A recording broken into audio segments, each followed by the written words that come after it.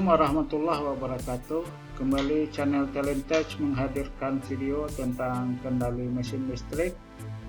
Dalam video kali ini kita membahas tentang kendali mesin 3 fasa, yakni motor sinkron magnet permanen yang dikendalikan dengan metode Field Oriented Control atau FOC, di mana metode FOC ini merupakan bagian dari metode vector control.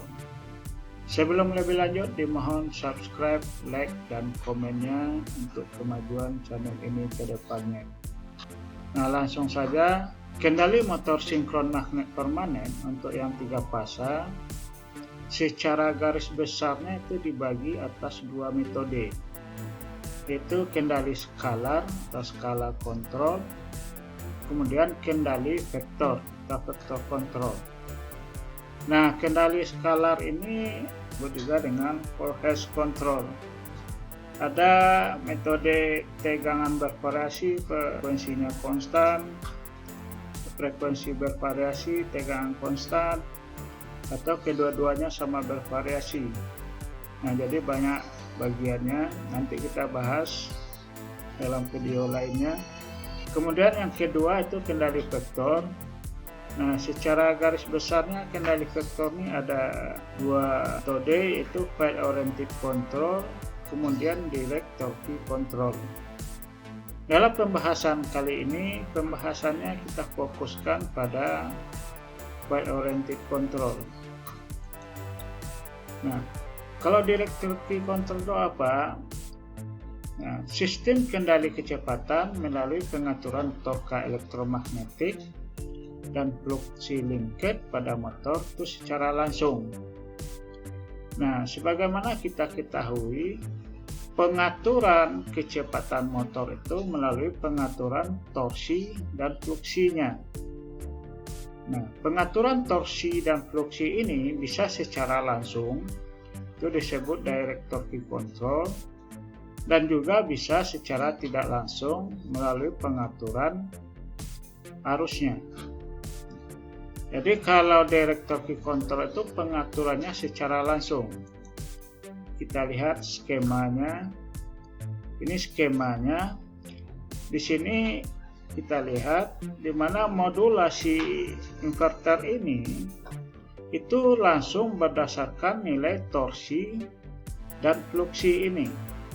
Jadi konsep dasar dari kendali kecepatan motor itu adalah kita mengatur kecepatan motor melalui pengaturan tegangan dan frekuensi, di mana nilai tegangan dan frekuensi dari motor ini itu ditentukan oleh keluaran inverter ini. Nah, keluaran inverter ditentukan oleh pulsa modulasi yang mengaktifkan switch-switch dari inverter ini. Nah, pulsa modulasinya itu, nah di sini dalam metode DTC itu ditentukan oleh nilai torsi dan nilai fluksi ini.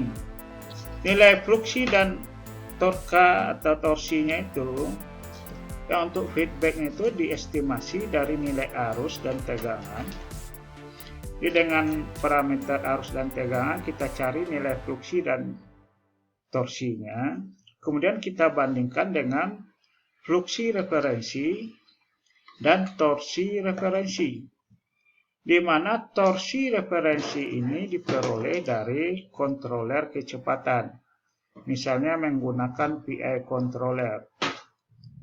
Nah, jadi dari kecepatan referensi dibandingkan dengan kecepatan feedbacknya, nah errornya itu dikontrol dengan controller, misalnya PI controller, maka diperoleh torsi referensi.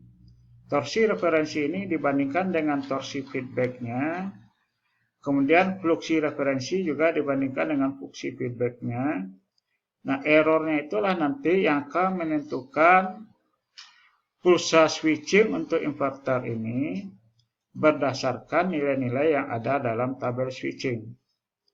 Nah, secara khusus nanti akan kita bahas mengenai direct torque control ini. Seperti apa persamaan untuk fluksi dan torsinya, Kemudian bagaimana mendesain kontrolernya nanti kita bahas dalam video selanjutnya. Jadi direktor key control itu pengaturan kecepatan melalui pengaturan torka elektromagnetik dan fluksi linked secara langsung. Nah, sedangkan file oriented control itu pengaturan kecepatan motor melalui pengendalian torka dan fluksi secara tidak langsung melalui pengaturan arus stator. Arus stator dalam sumbu deki. Sebelumnya kita telah membahas transformasi Park dan Clark. Nah, disinilah implementasi transformasi Park dan Clark dalam vector control ini. Nah, di mana arus sumbu ID itu mempresentasikan komponen fluksi, sedangkan arus sumbu Q-nya itu mempresentasikan komponen torsi. Nah, sekarang kita lihat skemanya. Ini contoh skema kendali kecepatan motor sinkron magnet permanen dengan metode file oriented control. Nah, jadi dari sumber 3 fasa disearahkan dengan rectifier, kemudian baru digunakan inverter untuk menghasilkan tegangan 3 fasa yang nilai tegangan dan frekuensinya itu sesuai dengan nilai tegangan dan frekuensi yang dibutuhkan untuk mengendalikan kecepatannya. Nah, di sini konsepnya dengan menggunakan PI controller, kecepatan referensi dibandingkan dengan kecepatan feedbacknya dikontrol dengan PI controller. Keluarannya itu nanti adalah torsi referensi. Nah, dari torsi referensi kita dapat menghitung nilai arus sumbu Q referensi itu sama dengan torsi referensi bagi 1/2 kali jumlah kutub kali jumlah fluksi magnet permanennya. Setelah kita dapat nilai arus sumbu Q referensi, ini dengan konsep FOC dengan sudut torka konstan. Jadi file oriented control itu ada beberapa metode juga. Salah satunya adalah dengan metode sudut torka konstan. Nah, dalam metode sudut torka konstan itu, arus sumbu D-nya untuk komponen fluksinya itu dibuat 0. Nah, jadi arus D referensinya itu 0. Sedangkan arus Q referensinya itu luaran dari PI. Kemudian kita konversikan ke sumbu ABC, ke sistem 3 fasa, menggunakan inverse transformasi Park. Nah, setelah didapat arus referensi 3 fasa, dengan menggunakan histeresis current control PWM, diperoleh pulsa modulasi untuk inverter ini. Nah, pola pulsa modulasi itulah nanti yang akan menghasilkan tegangan dan frekuensi sesuai dengan tegangan dan frekuensi yang dibutuhkan untuk kendali kecepatan motor ini. Jadi perbedaannya dengan DTC, kalau DTC tidak menggunakan PWM, hanya menggunakan tabel switching secara langsung, sedangkan DTC itu membutuhkan PWM. Kelebihan dari FOC ini adalah respon torka dan kecepatannya lebih bagus dibandingkan dengan metode DTC. Sedangkan kelemahannya, algoritmanya lebih kompleks dan membutuhkan PWM untuk modulasi inverternya. Nah, jadi inilah contoh FOC dan contoh implementasi transformasi Park dalam kendali mesin listrik. Kendali mesin listrik yang menggunakan metode vector control. Sekarang kita lihat modelnya dalam Simulink MATLAB, di mana model FOC ini kita buat dalam Simulink MATLAB. Inilah model FOC untuk kendali motor sinkron magnet permanen 3 fasa menggunakan metode FOC. Jadi dari sumber 3 fasa kita searahkan dengan dioda, kemudian kita pasang inverter 3 fasa bridge, Nah, itu yang kita masukkan ke motornya. Nah, untuk kontrolnya di sini, ini feedbacknya diambil dari motor ini, WR. Kemudian kecepatan referensinya di sini kita buat waktu pertama itu 300 rpm, kemudian selanjutnya menjadi 500 rpm, kemudian turun menjadi 400 rpm. Nah, kontrol kecepatannya di sini kita menggunakan metode PI controller. Ini PI controller. Ini penguat integralnya kita buat 100, kemudian penguat proporsionalnya 5. Keluarannya di sini adalah torki referensi. Kemudian kita hitung dengan menggunakan persamaan tadi, diperoleh arus sumbuki referensi. Nah, ini kecepatan referensi dan ini kecepatan feedback. Nah, untuk feedback ini dilengkapi dengan low pass filter.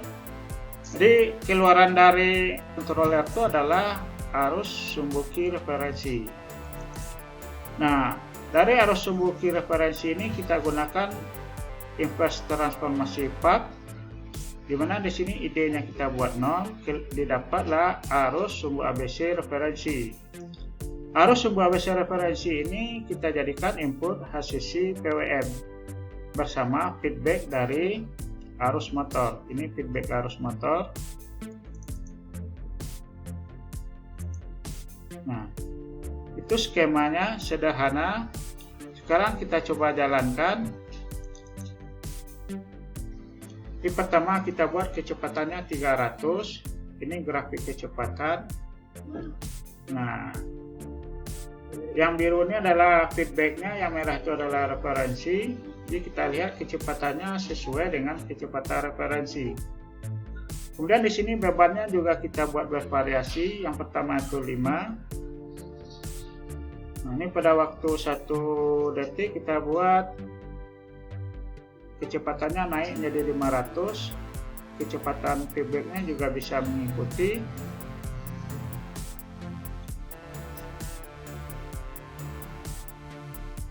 Nah, kita mengatur arus sumbuki, ini sumbuki, dan arus feedbacknya, di mana arus referensinya itu sudah sama dengan arus feedbacknya.